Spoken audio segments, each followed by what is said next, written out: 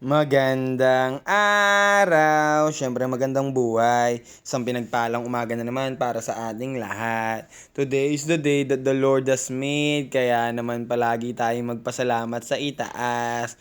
Oo nga po pala, ngayon po ang araw ng aming paglipad papunta sa Taiwan. Kitang-kita nyo naman yung mga pormahan namin yan, no? Solid! Grabe talaga nung nakita ko si Kuya Clarence. Sabi niya, montage mo daw ako para makita nila yung outfit ko papuntang airport.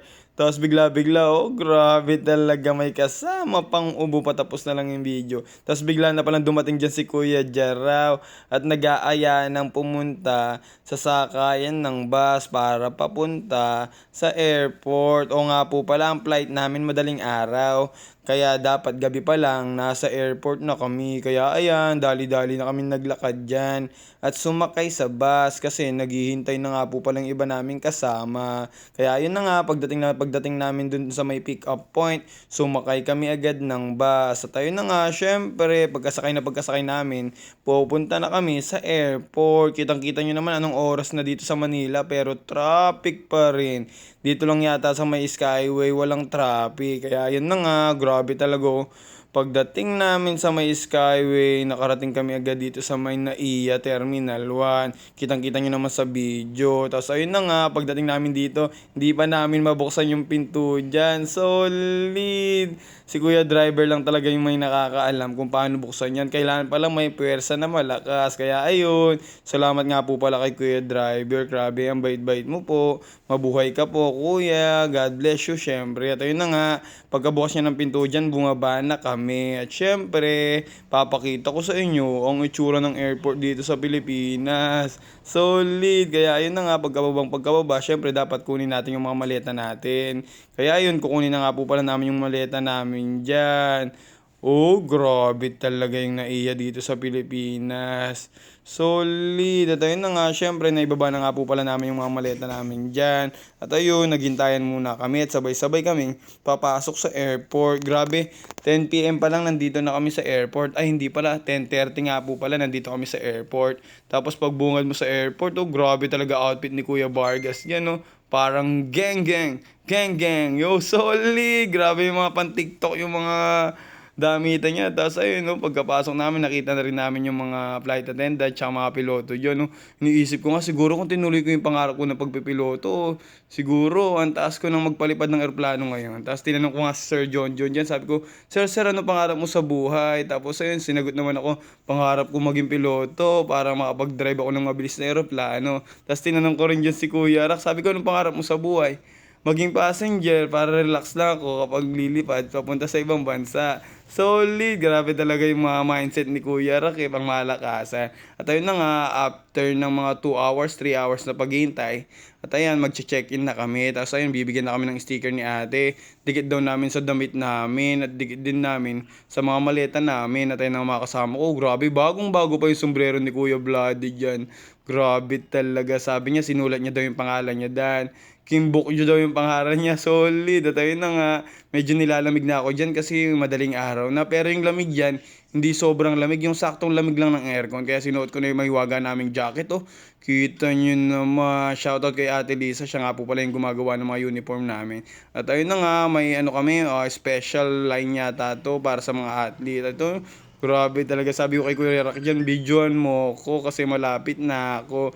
Grabe talaga si Kuya Vlad. Pinakita pa yung sponsor. Sabi niya, baka naman, Eva Air, solid. Basta susunod na flight, libre na. O, shout nga po pala sa Eva Air. Grabe, ang babait po ng mga ano rito, crew. Tapos yung mga kasama ko, sobrang babait. Kitang-kita nyo, patawa-tawa lang yan, pero nagugutom na yung mga yan. Solid. At ayun na nga, sa lahat po pala na nagtatanong kung bakit kami pupunta sa Taiwan, o nga po pala, may game kasi kami. Ang tawag sa tournament na ito is 2023 BFA Baseball Asian Championship.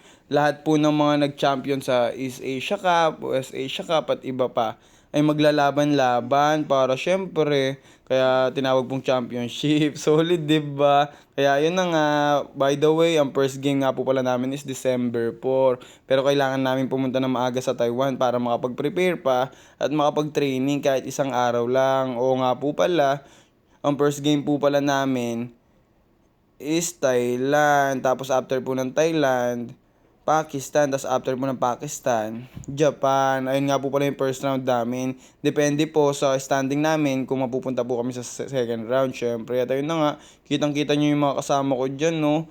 Syempre, after namin makapasok sa immigration dyan, ayun, natulog muna sila. Kasi sobrang puyat na kami dyan. Sobrang antok na rin yung mga kasama ko kasi madaling araw nga po pala yung flight namin. Kaya naman pagdating dito sa may upuan, grabe, sari-sariling pwesto ang mga kasama ko. Kaya nung nagtawag na ng boarding, ano, ang bilis namin pumila at pumasok sa loob. Ang bilis lang pala ng proseso dito. Medyo natagalan lang ako kanina kasi hinarang na naman ako sa immigration. Siyempre, may halong kaba, pero buti na lang, mabait yung mga officer na nag-interview sa akin. Na-upload kasi ako last time eh.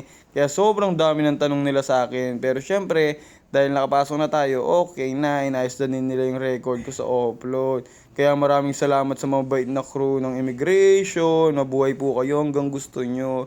Kaya ayun, pagpasok sa eroplano dyan, hinahanap na namin yung seat number namin. Medyo sa dulo nga yung naupuan namin, pero okay lang. Kasi marami kaming madadaanan. At ayun na nga mga katabi ko, si Kuya Tori at si Kuya Vargas. Grabe talaga, solid. Tapos after few moments, so, nakita ko yung mga kasama ko, ang sweet nilang matulog. Tapos ayun na nga, after 2 hours, sobrang ikli lang ng biyahe kasi madaling araw. Nandito na kami agad sa Taiwan. At ayun, dali-dali na kami bumaba ng eroplano. Siyempre, dating gawi, kailangan maghintayan kami, kailangan walang mauuna, kailangan walang maiiwan. Kaya nga tinawag tayong team, 'di ba? Dapat sama-sama tayo. At ayun, no, grabe talaga yung pagkuha ko ng video diyan. O nga po pala, pagbaba niyo ng eroplano, sasakay po pala kayo ng train papunta doon sa may immigration nila. Palabas ng airport, kitang-kita niyo naman yung pagpasok namin sa train diyan, no. Medyo maliit lang na train to, tapos medyo mabilis lang din. Tapos ayun na nga, after namin sumakay ng train, nakalagpas na rin kami ng immigration, tapos kinuha na namin yung mga bagahe namin. At sa mga nag-aabang po ng video natin dito sa Taiwan, follow for more po. Nandito na po kami sa Taiwan. Maraming salamat sa panonood.